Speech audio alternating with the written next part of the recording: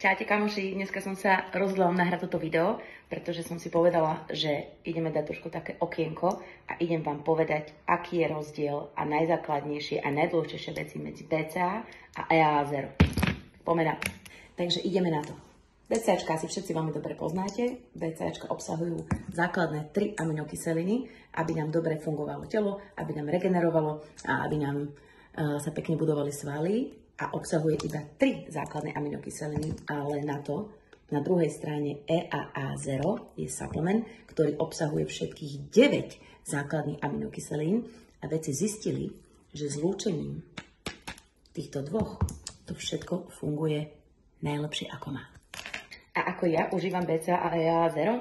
BCAčka užívam každý deň pred silovým tréningom a EAA0 si dávam, keď mám deň voľno.